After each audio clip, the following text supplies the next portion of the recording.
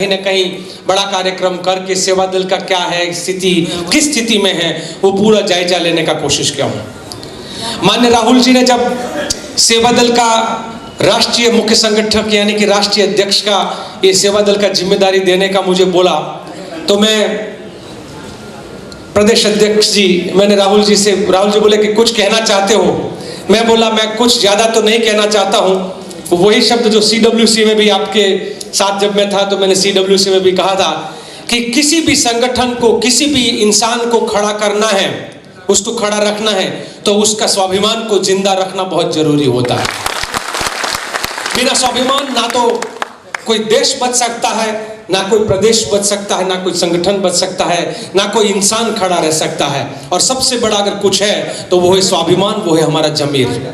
और यही सेवा दल है जो देश के आजादी के आंदोलन में गोरों को हराकर, गोरों के सामने लड़कर इस देश के अंदर वो ब्रिटिश ध्वज को गिराकर तिरंगा लहराने का पहला काम अगर किसी संगठन ने किया था तो यही सेवा दल के शेरनियों ने किया था, यही कांग्रेस के साथियों ने किए थे। ये हमारा विरासत है। कांग्रेस के बहुत सारे, अगर आप पूरा इतिहास पढ़ो तो कांग्रेस के लोग कुर्बानियां दी हैं, जेल में गए हैं, अंग्रेजों की गोलियां खाई है, लाठियां खाई है, फिर भी इस देश को आजाद करवाया है। हमारे कोई बोलते हैं कि कांग्रेस के अंदर ये परिवार है, वो परिवार है। हम तो बोलते हैं कि हमारे वहां पे तो कुर्बानियों के परिवारों की विरासत है। हमारा तो पूरा कांग्रेस का परिवार है जिन्होंने देश की आजादी के लिए कुर्बानियां दी हैं। हम तो ढूंढते हैं कि कोई RSS और भाजपा से एक अकेला भी मिल जाए कि जिसने देश के लिए कुर्बानी दी हो, जिसने देश के आजादी के आंदोलन में कोई लड़ाई लड़ी हो। आपने तो कुछ भी किया है तो सिर्फ देश के साथ गद्दारी किया। RSS के स्थापक और कांग्रेस के सेवा दल के स्थापक दो भिन्न चेहरे, दो एकदम पूर्व और पश्चिम। आप लोग पूर्व में हो, मैं पश्चिम से आता हूं, पर एक लोग कहते हैं कि पूर्व का काम है सूर्योदय का लाना और पश्चिम का काम है सूर्यास्त करना। और नरेंद्र मोदी और अमित शाह पश्चिम से सिर्फ सूर्यास्त का काम कर रहे हैं, हम लोग मिलकर सूर्योदय का काम कर सकते हैं। ये जो पूरी भिन्न विचारधारा है सूर्यास्त और सूर्योदय वाली, हमारे हार्डिकर जी ने जब सेवा दल की स्थापना की तो वहां पर देश भर में ऐसे टुकड़ियां तैयार की कि देश के लिए अपनी कुर्बानी, अपनी जान न्योछावर करने के लिए शिस्तबद्ध सैनिक के रूप में सेवा दल को उन्होंने खड़ा किया। सफेद टोपी, सफेद लिबास, ब्लू चड्डी, उस समय पर हमारा ब्लू चड्डी था, वो सेवा दल खड़ा किया। एक जबरदस्त संगठन कि जो देश के आजादी के आंदोलन में एक शिस्तबद्ध संगठन खड़ा किया। दूसरी तरफ वो गोलवालकर जी जिन्होंने एक दोष के अंदर एक दूसरा संगठन खड़ा किया सेवा दल का कॉपी मारते हुए 2 साल के बाद, और वो काली टोपी लगाया, हम लोग सफेद टोपी लगाया। ये काला और सफेद का फर्क तभी से चल रहा है। सफेद का काम शांति का है और काली टोपी का काम दंगों का है, झगड़ों का है, लोगों को बांटने का है। ये काली टोपी और सफेद टोपी का 1930 और 1925 से पूरा एक प्रोसेस चला। हमारे साथियों ने उस समय पर अपनी कुर्बानी दी। इन लोगों ने क्या किया, गद्दारी की। खुद गोलवालकर से लेकर हर कोई, उनके लोग 11 बार अंग्रेजों से माफी मांगे और माफीनामा लिखकर हर बार छूट जाते थे और हमारे आंदोलनकारियों का एड्रेस वो लोग देते थे। उस समय पे वो उनके मुखबिर बने और देश के आजादी के आंदोलन में गद्दारी किया था उन्होंने। और यही गद्दारी का एक और प्रमाण अगर देखो तो वो अपनी शाखाओं में गेरुआ लहराते हैं, भगवा लहराते हैं। वो शाखा में अपना गीत गाते हैं, वंदे मातरम, जनगण मन नहीं गाते हैं। हमारा विश्व विजय तिरंगा, वो तिरंगा हमको प्यारा है, वो प्यारा तिरंगा का गाना नहीं गाते हैं। वहां पर तिरंगा वो लहराते भी नहीं है। और उस प्रकार की गद्दारी आज भी वो लोग कर रहे हैं। समय है हमको कहना चाहिए उनको।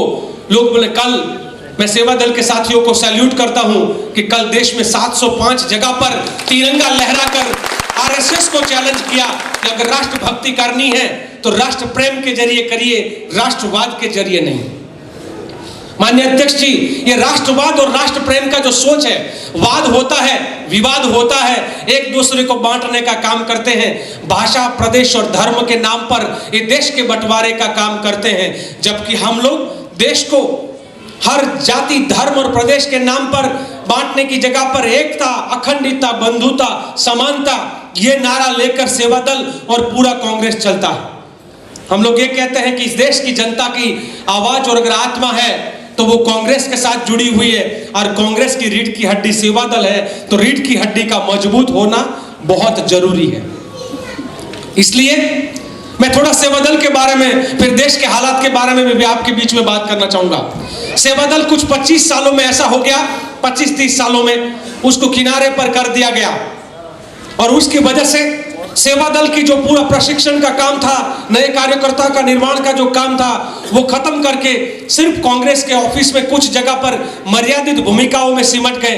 मैं मर्यादित भूमिकाओं के बारे में अब जब यहाँ पर खुल के बात नहीं करना चाहूंगा, मैं बहुत जगह पे बात कर चुका हूं।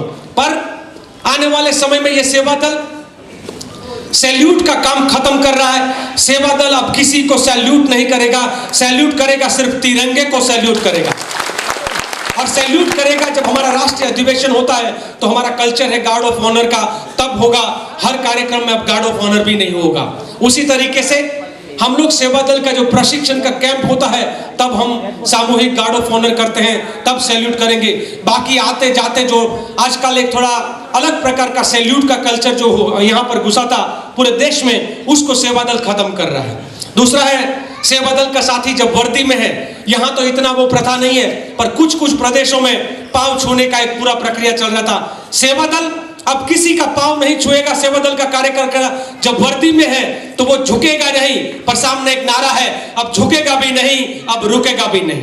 काम करते हुए सेवा दल का कार्यकर्ता अब रुकेगा नहीं, अब दरी नहीं बिछाएगा, स्टेज पे पानी नहीं पिलाएगा, अब सैल्यूट नहीं करेगा, तो सेवा दल करेगा क्या? सेवा दल अब जनता का मुद्दों की लड़ाई लड़ेगा।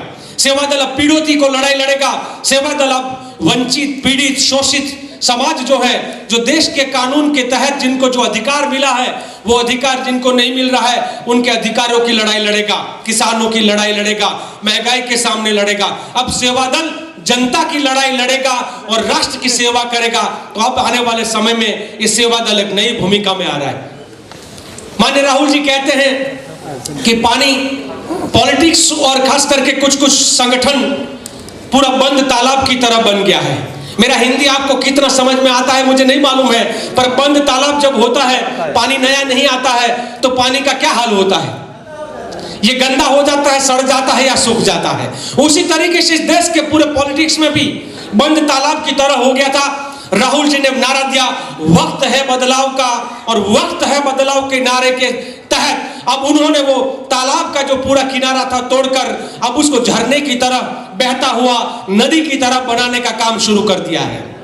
और उसी तर्ज पर चलते हुए सेवा दल ने भी अपना युवाओं को साथ जोड़ने के लिए अब सेवा दल अगस्त महीने के कुछ डेट हम लोग फाइनल करके आप लोगों को बताएंगे कि सेवा दल का यंग ब्रिगेड, सेवा दल यंग ब्रिगेड पूरा नए ड्रेस के साथ, पूरी नई ऊर्जा के साथ, पूरी नई जिम्मेदारियों के साथ हम लोग लॉन्च करने जा रहे हैं। काफी देश के भाग में सेवा दल ने अपना नया, युवाओं ने तो अपना ड्रेस शुरू भी कर दिया है। हम तो अभी सिर्फ प्रस्ताव रखे हैं, लोगों ने अपने को अच्छा लगा है तो शुरू कर दिया है। ये ड्रेस है blue jeans, white T shirt and pickup के साथ सेवा दल का यंग ब्रिगेड देश भर में आ रहा है। कहीं 5000, कहीं 3000, कहीं 4000, कहीं 10,000, पूरा का पूरा संगठन का प्रक्रिया चल रहा है। मैं चाहता हूं कि त्रिपुरा में भी जब सेवा दल का यंग ब्रिगेड का लॉन्चिंग हो, माननीय अध्यक्ष जी और सेवा दल के हमारे और पीसीसी के सब साथी और डीसीसी के साथी, सेवा दल का यंग ब्रिगेड का यहाँ पे जब लॉन्चिंग हो तो 5000 से कम तो नहीं होना चाहिए। नहीं होगा ना, कम से 5000 से पूरा लॉन्चिंग होना चाहिए। मैं आज की आपकी ताकत को देखकर मुझे ये लग रहा था, एक बात मेरे मन में कल से मैं पूरा पूछ रहा था, आज की आपकी ये ताकत को देखा, आपका जुस्सा देखा, मुझे लगता है कि कांग्रेस का तिरंगा और देश का तिरंगा मिलकर त्रिपुरा में लहराएगा और आने वाला समय जो है हमारा होगा। और जब शुरुआत पूर्व से करना है तो आप लोग पूरी ताकत से करोगे, मुझे पूरा उम्मीद है। मैं सेवा दल के कुछ और बातों में आगे बढ़ना चाहता हूं। सेवा दल